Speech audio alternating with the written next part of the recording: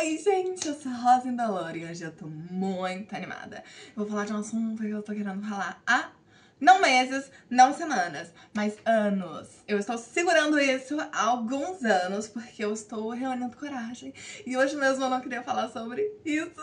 Aqui no YouTube a gente tem diversos vídeos de todo tipo de pessoa falando sobre a comunidade Fujoshi e falando coisas principalmente que não sabe. E a verdade é que eu já não aguento mais isso. Tô tão animada. O que me motivou a fazer esse vídeo é principalmente o fato de que existem muitos vídeos de Fujoshi no YouTube e de Yaoi. Porém, nenhum desses vídeos são feitos por Fujoshis. E quando você pesquisa por vídeos de Fujoshis de fato, você vê que esses vídeos simplesmente não existem. As pessoas, elas falam principalmente os incômodos que elas têm a respeito da nossa comunidade. E isso tem me incomodado o suficiente pra vir aqui fazer um vídeo sobre isso. O mais engraçado sobre essa legião de vídeos que existem é que, se você procurar Fujoshi e Yaoi no YouTube, principalmente, você vai ver esses vídeos em gama e maioria. Mas, se você procurar por um vídeo de uma Fujoshi, de fato, falando sobre as alegações que essas pessoas trazem, sobre principalmente essas mentiras, você não vai achar. Esses vídeos, eles dão milhares de visualizações. O último vídeo que eu vi ser lançado sobre isso chegou a, até o momento que eu vi o vídeo, 90 mil visualizações. Tudo o que elas fazem é trazer um recorte da realidade e da perspectiva que elas têm. Mas quando você faz isso em função de alimentar o ódio das pessoas, isso é algo muito perigoso. Porque a verdade é que o ódio, ele é uma chama que a gente não tem controle. Que não seria um problema se as pessoas simplesmente tuitassem ou falassem mal e tipo, vou dormir. Mas a questão é, esse ódio, ele costuma tomar proporções muito grandes. Então a gente tem scans caindo, páginas sendo derrubadas, denúncias em massa e meninas menores de idade sendo ofendidas e xingadas nas redes sociais. Eu tô num momento da minha vida que já fazem 10 anos que eu sou Fujoshi, vai fazer 10 anos. Então assim, durante todos esses 10 anos que eu sou Fujoshi, eu me deparei com vídeos desse tipo. E eu nunca, na história do YouTube, vi um vídeo de uma Fujoshi falando sobre isso. Então, através desse vídeo, eu queria esclarecer as principais dúvidas da comunidade Fujoshi e de Yaoi, trazidas principalmente por essas pessoas e até por pessoas de dentro da nossa comunidade. A principal questão trazida por essas pessoas é sobre a terminologia Fujoshi, né? Então a gente tem o nome Fujoshi e Fudanshi. E o que é Fujoshi? Fujoshi é literalmente menina suja. O mais importante sobre o termo Fujoshi não é o significado dele, mas sim quem criou esse nome. E como diversos outros nomes na nossa cultura e sociedade, principalmente dentro da comunidade LGBTQIAP+, e mulheres, foram criados por homens em grupos de homens. Nesse caso, dentro da internet, fóruns anônimos, como o 4chan. Não é muito diferente do que foi o termo viado, do que foi as e-girls, ou até, literalmente, um estilo de moda japonês, que é o Jiraikei. Todos esses termos foram criados por homens pra tentar colocar numa caixinha grupos que eles julgavam ser inferiores a ele. Todos esses termos tinham como objetivo ofender, né, esses grupos minoritários. O viado, ele é um termo histórico, não é mesmo? Em que a gente, como comunidade LGBTQIAPN+, principalmente os gays, ressignificaram as mulheres ressignificaram o termo girl, fazendo dele um estilo de moda, e o Jiraikei é a mesma coisa. No final das contas, o termo Fujoshi é a mesma coisa. E um adendo sobre isso que eu diria é, se não fosse pelos homens colocando uma terminologia no que é ser Fujoshi Fudanshi, nós só seríamos pessoas assistindo conteúdo gay e pronto. Não teria um termo específico pra isso, porque no final das contas, só um homem pode ter autoestima o suficiente pra designar o nome a um grupo inteiro de pessoas. E falando sobre Fujoshi, eu já vim aqui, ó. Vocês estão me vendo? Só pela forma que eu tô vestida, eu já tô dessignificando, tá? Ressignificando uma coisa absurda que falam sobre Fujoshi, que a Fujoshi é feia. Por que dois homens? Acho que todas essas perguntas são perguntas que as pessoas fazem demais. Por que dois homens? Por que não pode ser um casal heterossexual? E aqui a gente precisa falar sobre o papel da mulher na sociedade. Nós, mulheres, somos ensinadas desde criança que o grande ápice da nossa vida é cuidar de um homem, é nos dedicar ao casamento. E essa ideia, ela só se dissipou muito recentemente. A gente só tem leis agora que protegem as mulheres e que nos permitem que nós nos divorciemos do casamento. Além de que é recente que mulheres começaram a poder escolher se elas vão ou não se casar. Porque antes, né, provavelmente a sua avó, ou talvez até a sua mãe, foi obrigada a casar com seu pai, ou não teve escolha. E principalmente sobre os papéis de gênero na nossa sociedade, né? Na nossa sociedade, uma mulher que dorme com muitos caras é vista como uma piranha. Um cara que dorme com muitas mulheres é visto como um... Nossa, ele é o pica grande. De qualquer forma, socialmente, as mulheres não têm uma liberdade sexual muito grande. Eu acho que é normal que essa mulher sinta uma liberdade maior pra escrever sobre seus fetiches, pra escrever sobre as suas narrativas sexuais, que ela use um corpo masculino pra fazer isso. No momento social em que a gente vive, a gente espera que as mulheres elas tenham uma grande liberdade sexual, que elas podem transar com quem elas quiserem e que elas podem ficar com quem elas quiserem consecutivamente, escolhendo casar ou não. Porém, isso é algo muito recente. É de ontem, praticamente, que agora a gente escolhe se divorciar se a gente quiser. Que a gente escolhe ficar ou não.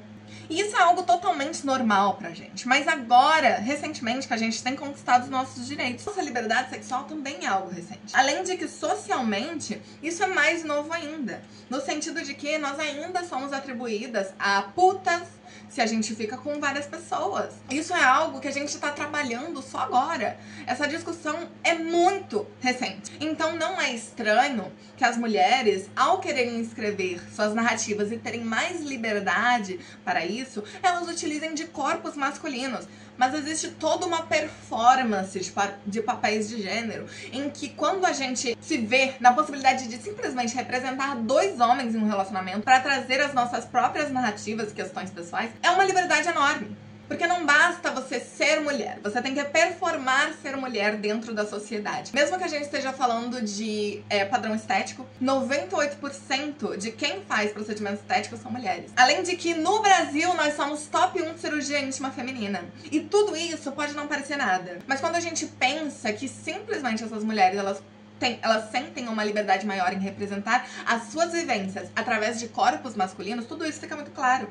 E quando essas mulheres representam relacionamentos com homens, elas não estão só escrevendo a perspectiva que elas têm sobre um relacionamento amoroso, afetivo com outro homem. Em um relacionamento de professor e aluno, um relacionamento de chefe, empregado.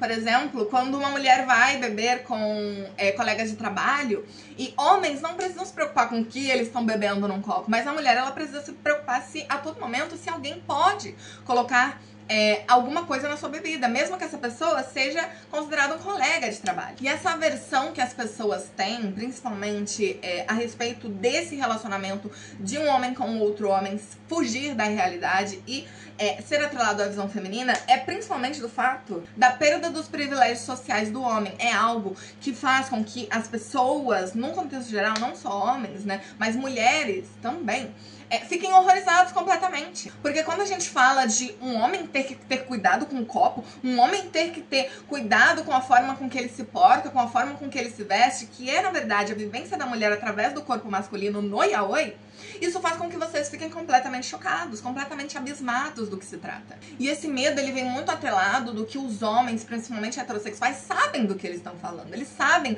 o que é fazer alguém ter medo. E é muito sinistro isso, porque a gente tem muito a ascensão do coach de relacionamento no Instagram, por exemplo, que é o cara falando, venha viver uma montanha russa de emoções. Que é literalmente o cara, como é criar um ciclo de relacionamento abusivo. Mas ele tá falando isso sobre uma mulher.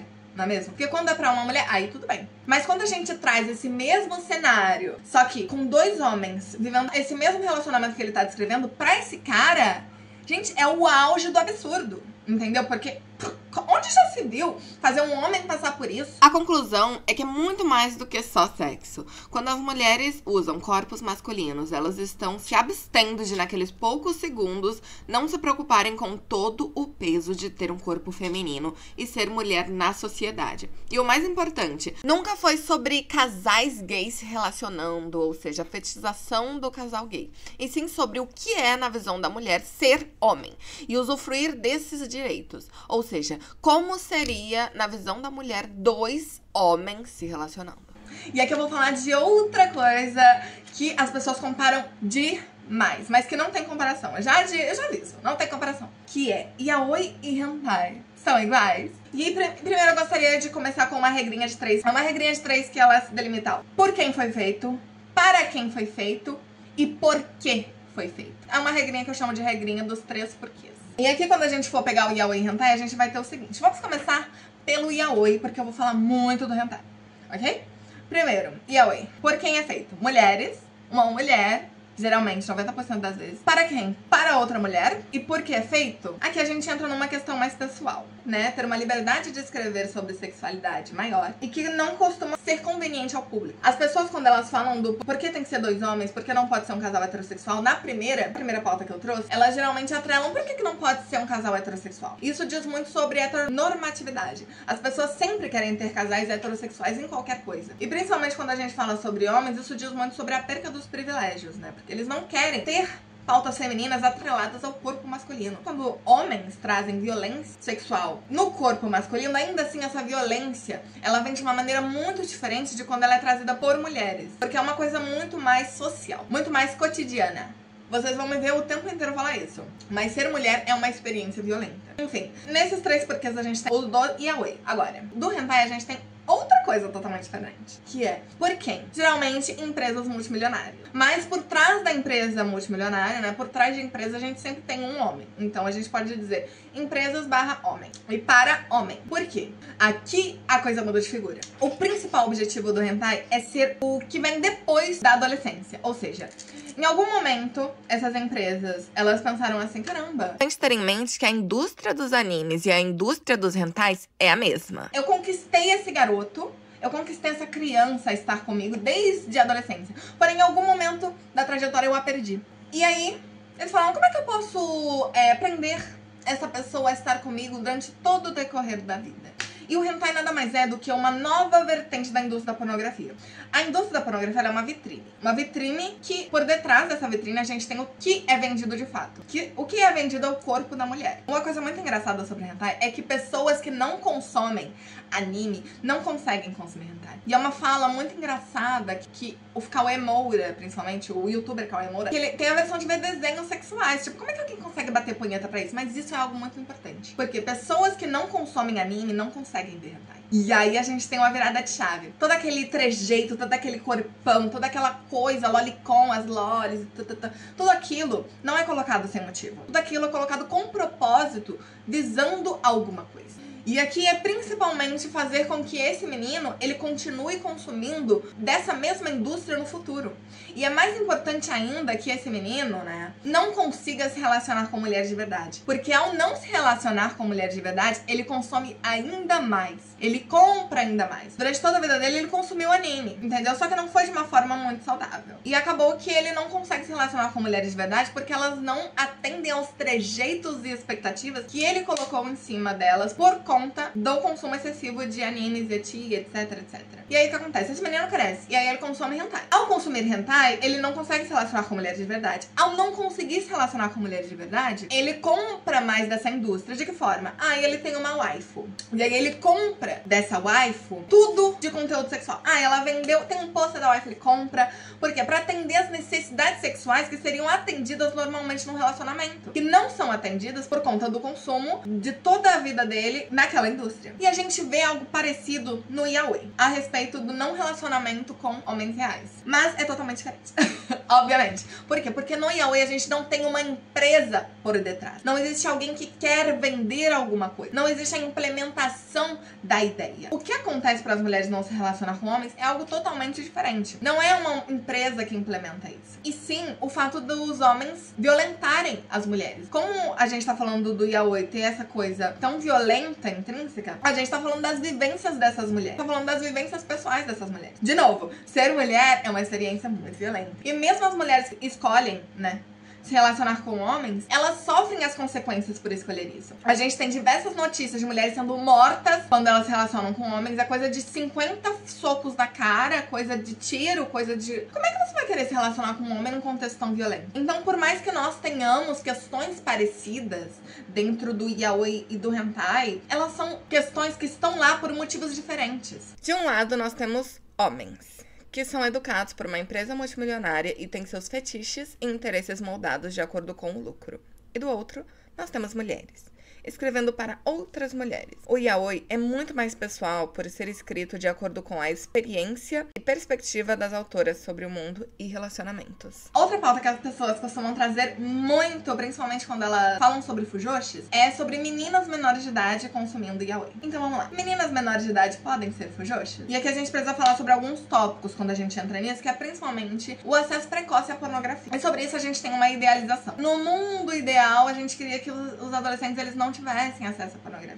E assim, eu queria que o nosso cenário político e social fosse diferente, mas ele não é.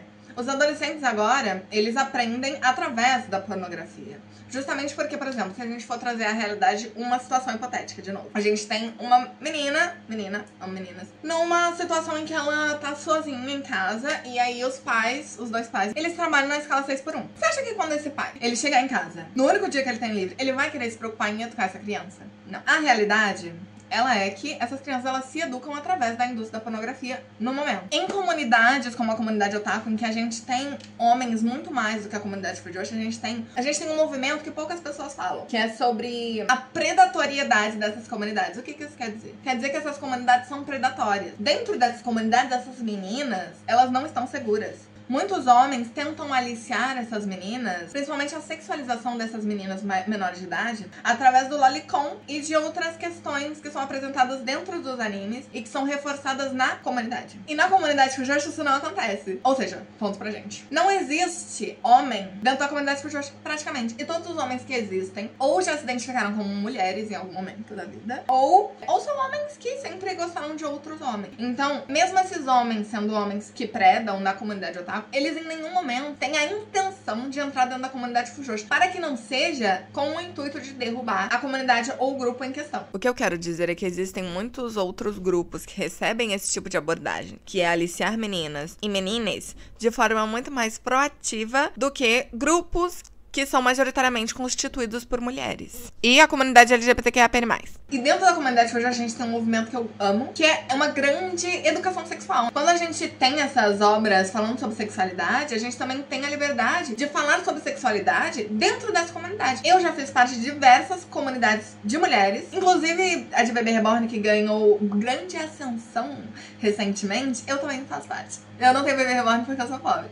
Porém, como a gente não tem muito conteúdo sexual dentro dessas comunidades, porque não é o intuito mesmo, a gente não tem tanta liberdade pra falar sobre isso. Enquanto na comunidade fujoshi, a gente literalmente fala sobre isso sempre. Sempre que tem alguma violência ou sempre que tem alguma representação de conteúdo sexual, a gente sempre tá falando sobre isso. E meninas e pessoas, né, no contexto geral, tem dúvidas sobre isso, elas são respondidas, né? Elas são respondidas dentro dos comentários, dos posts, ou se você quiser conversar com uma menina mais velha sobre qualquer coisa, elas estão à disposição. E sobre isso, eu tenho um adendo. Na minha época, por volta dos meus 15, 16 anos, a gente tinha um fenômeno que eu gostava pessoalmente, que é, a gente tem essas violências sofridas pelas meninas e pelas mulheres, como eu disse. No Brasil, a gente é top 4 de casamento infantil. Antes, a gente era top 5 e a gente subiu 1 no ranking.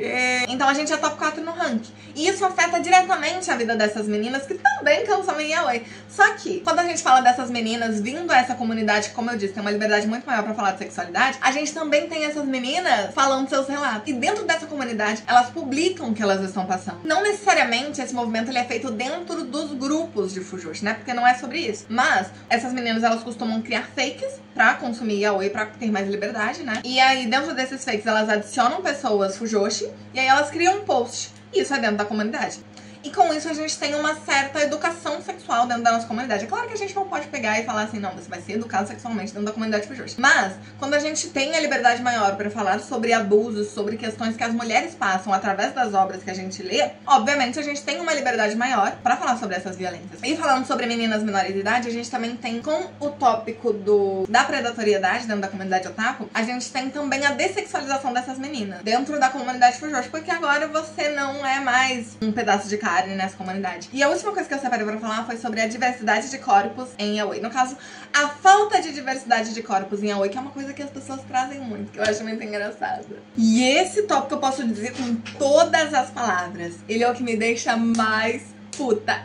Porque sabe o que é engraçado? Ninguém vira pro cara que faz One Piece e fala assim, nossa, cadê as diversidades de corpos femininos? E vocês podem dizer, nossa, quer dizer, fazem sim, as pessoas falam sobre isso. Sim. Elas falam sobre isso, mas elas derrubam páginas por causa disso? Não. A comoção que é gerada quando vocês falam de yaoi, como é gerada quando vocês falam de outras coisas em que as mulheres são submetidas, só que muito pior? Não. E assim, não existe a cobrança que essas pessoas têm a respeito dessa mesma pauta pra questões relacionadas ao corpo da mulher. E isso é muito engraçado porque assim, yaoi não cria padrão estético. Você não vai ver mulheres falando, não, eu não vou me relacionar com esse cara porque ele não tem o...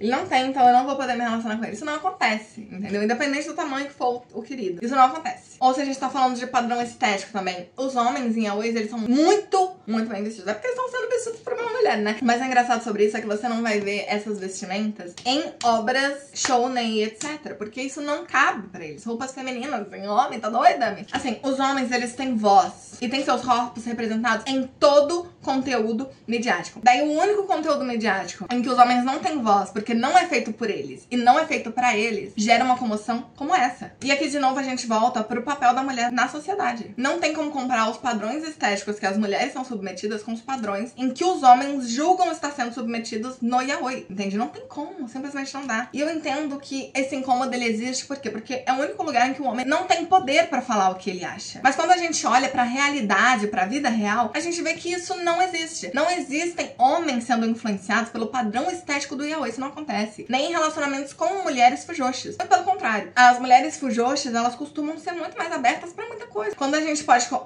compara com o shounen, por exemplo, da comparação de corpos masculinos e femininos sendo representados, a gente tem, por exemplo, One Piece, que é o maior anime do mundo, né? Que tem mais de 1000 episódios e a gente tem, assim, diversos corpos masculinos sendo representados de diversas formas. Por exemplo, o Jinbei. E eu achava isso o máximo quando eu consumia. Até os corpos femininos, quando eles não estavam dentro dos padrões aceitáveis, os poderes atribuídos a esses corpos eram nojeira, sujeira e coisas relacionadas ao asqueroso. Um exemplo na prática que eu posso dar pra vocês é o da Shinobu, que o poder dela é literalmente apodrecer as coisas que toca.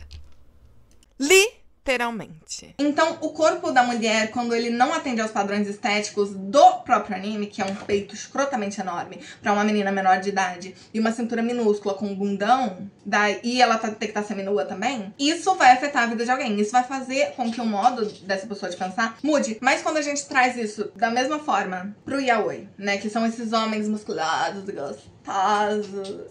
Só que assim, isso, se a gente aplicar na vida real, a gente não vai se relacionar nunca. O motivo, como eu disse antes, é porque esses homens estão matando essas mulheres, entendeu? É por isso que elas não estão se relacionando mais com eles. É porque elas estão sendo assassinadas e mortas. Percebe a diferença do peso? Quando a gente fala de homens, a gente tá falando de, não, ela não é gostosa o suficiente, não é comível. E aqui a gente tá falando de homens matando, literalmente. Essa pauta ela é trazida principalmente por homens, né, dentro da comunidade fujoshi, homens gays. Homens gays ainda são homens. Mesmo que a gente esteja falando de perda dos privilégios sociais, ainda assim incomoda homens gays também. E aqui eu me pergunto, se é de mulheres pra mulheres, por que a gente teria que ceder às vontades do que os homens esperam que nós façamos? Porque se a gente fosse atribuir ao que os homens querem que a gente faça com o yaoi, primeiro que não existiria yaoi, né? Primeiro que não existiria yaoi. Primeiro que a gente estaria falando, a gente ainda estaria no shoujo. A gente ainda estaria atendendo a padrões que é esperado que nós mulheres façamos, o que nós mulheres portamos, de como nós deveríamos nos vestir. O yaoi não é feito para homens. Se você tá aqui, você tá de brinde. Esse foi o vídeo. Eu espero que vocês tenham gostado. Eu pretendo fazer mais vídeos. Se vocês gostaram, se vocês não gostaram, eu vou fazer mesmo assim. Só que assim, isso é uma coisa que pode me gerar danos de verdade, assim. Porque ferir o ego de um homem é algo muito perigoso. É um bagulho que me dá muito medo. E é por isso que eu evitei falar durante tanto tempo.